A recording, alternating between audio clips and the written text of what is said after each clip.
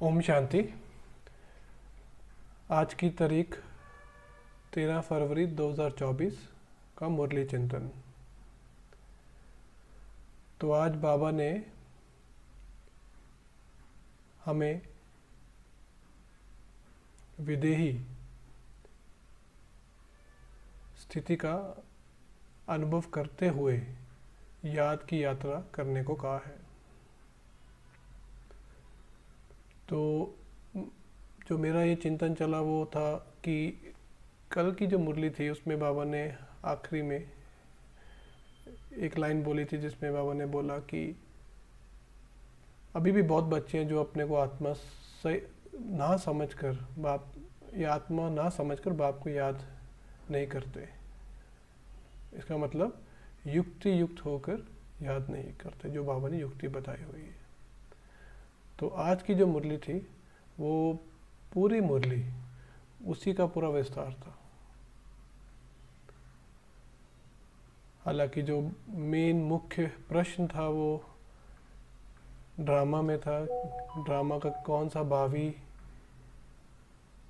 जो भावी ढूंढा हुआ है, जो होना ही है, और हम बच्चों को उससे कुछ फर्क नहीं पड़ता। हमारी स्थिति अचल रहती है, हम अचल रहते हैं।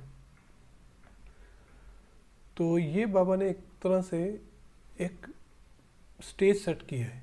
जो आज की मुरली का जो भी हमें ज्ञान देना था, आज मुरली में जो भी अमृत हमें पिलाना था, उसके लिए पहले स्टेज सेट की है।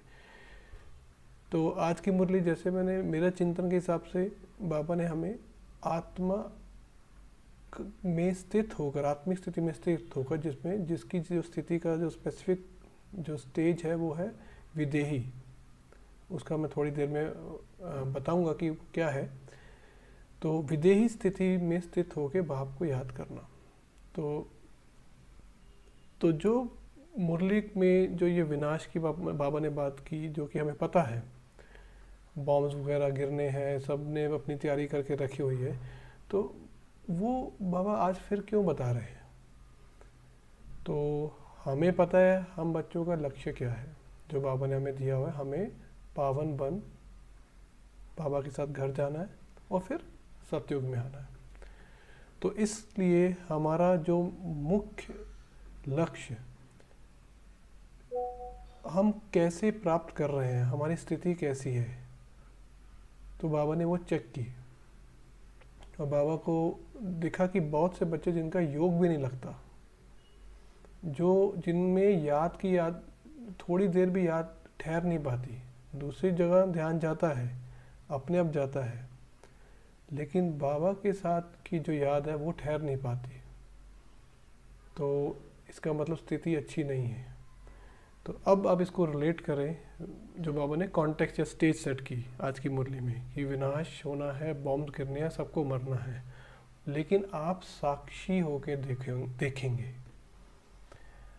अब हम में अपने आप से पूछना है कि हम साक्षी होके देख पाएंगे। बाबा ने ये भी बोला इसमें कोई रोने की बात नहीं है, क्योंकि हमें पता है होना है। तो बाबा की मुरली से तो ये लगता है कि बहुत सहज है, हमें सब पता है, क्योंकि अगर हमें पता है कि होने वाला तो फिर तो वैसे भी दुख इतना नहीं होता।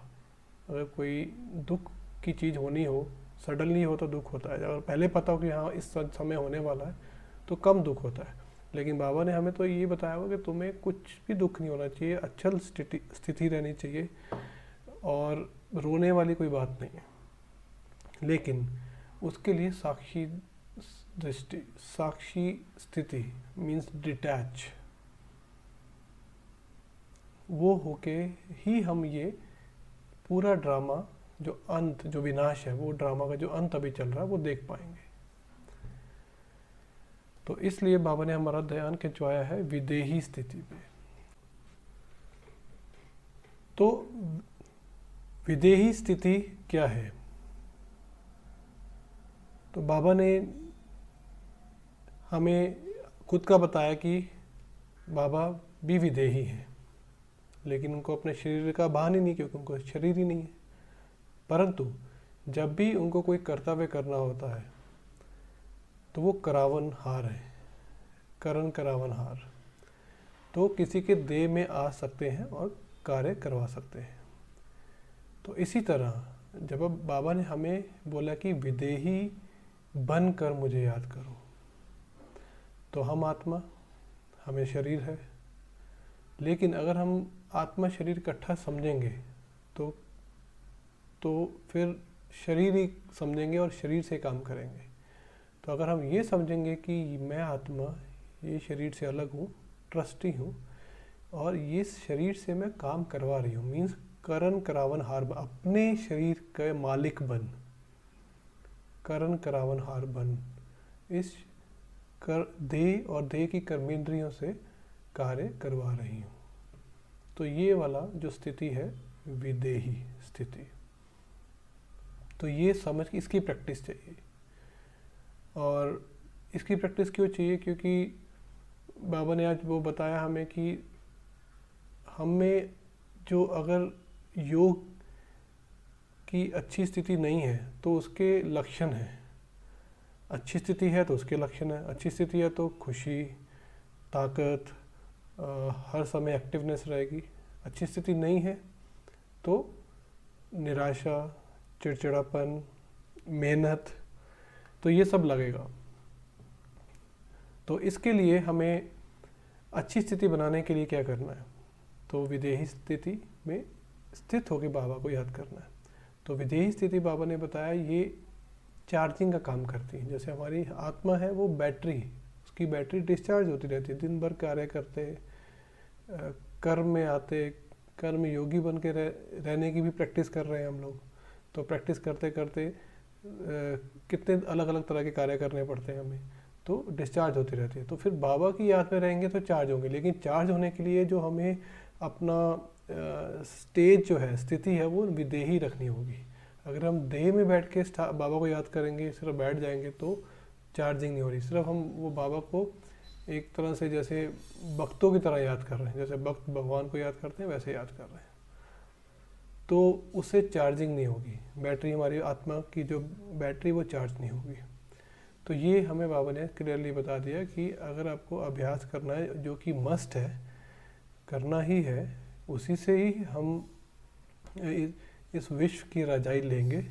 अगले जन्म में बाबा के साथ सतयुग में, जो सतयुग की स्थापना हो रही है, उसमें हम अपना पार्ट प्ले करेंगे, पहले जन्म में आएंगे। लेकिन उसके लिए हमें बाबा से योग लगाकर अपनी स्थिति श्रेष्ठ बनानी है। अचल, आज का जो वर्ड था अचल, ताकि हम साक्षी होके सब कुछ देख सकें, सब कुछ। तो ये आज का चिंतन रहा। मुझे लगा बहुत पावरफुल मुरली थी आज की बाबा की, हर बार की तरह, और बहुत डीप थी। जैसे बाबा ने शुरू की विदेही स्थिति, फिर एकदम से विनाश का बताया, हमारी स्थिति कैसे होनी चाहिए, हम कैसे विनाश को देख सकते हैं, और उसके बाद हमें बाबा ने कड़ी शिक्षा भी दी विद वार्निंग कि हम योग में नहीं रहकर सेवा कर रहे हैं। सेवा सबको करनी है, लेकिन बाबा ने कुछ दिन पहले भी मुरली में बोला था, सेवा करते करते खुश और अपने में अभिमान आ जाए कि मैं ये कर रहा हूँ, मैं इतनी सेवा कर रहा हूँ, मैं इतना कुछ कर रहा हूँ, मुरली पढ़ रहा हूँ, लेकिन याद कितनी है, वो उसमें बैलेंस है कि नहीं। अगर वो कम है और यहाँ सेवा जा रहा है तो उसका फिर फ़ायदा नहीं है, बाबा बोल रहे हैं। क्योंकि बाबा को पता है कौन कितना याद कर रहा है। तो सेवा तो करनी है, लेकिन याद ज़्यादा हो तो अच्छी है, लेकिन कम नहीं होनी चाहिए। तो ये बाबा ने आज हमें शिक्षा दी, और मुझे लगता है कि जो विदेही स्थिति है, हमें ये प्रैक्टिस निरंतर करनी चाहिए योग के समय, खासकर जब भी हम योग में बैठें, क्योंकि वहाँ पर उस टाइम हम लंबा बैठते हैं, तो स्थिति बनाने में टाइम लगता है, क्योंकि हम लोगों को प्रैक्टिस नहीं है अभी। तो प्रैक्टिस करने के लिए हमें लंबा समय चाहिए। पहले 5 मिनट 10 मिनट बैठ के वो नहीं बनेगी स्थिति। हाँ, एक बार बननी शुरू हो गई तो फिर जल्दी जल्दी होगी। तो अमृत वेला, नोमा शाम, ये प्रैक्टिस हम ज़रूर करें।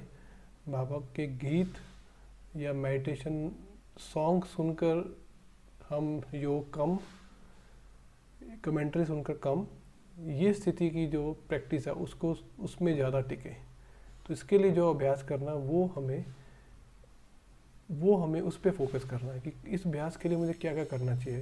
शांत एनवायरनमेंट होना चाहिए, मेरा मन शांत होना चाहिए, उसको शांत, ताकि मेरे ख्याल संकल्प ना चलें। आत्मा आत्मिक स्थिति में स्थित होने के बाद फिर मैं विदेही बनूं, मीन्स इस शरीर से डिटैच हो जाऊं। इस शरीर से डिटैच होने के बाद ही मैं बोल सकती हूँ ना एज आत्मा कि हाँ, अब मैं अपने देह और देह की कर्मेंद्रियों से कार्य करा रही हूँ। तो पहले डिटैच होना पड़ेगा। तो इस तरह से हमें अभ्यास करना पड़ेगा। तो अब ये संकल्प कंटिन्यूसली हमें अपने मन में दोहरा के, अपने आप को समझ के कि मैं अलग हूँ, मैं आत्मा ट्रस्टी हूँ, मैं करण इस देह की मालिक हूँ, करण करावन हार हूँ इस देह के लिए। जैसे बाबा करण करावन हार है हम आत्माओं के लिए, हमसे वो कार्य करा रहा, हम निमित्त हैं। तो इसी तरह मैं आत्मा इस देह की मालिक हूँ।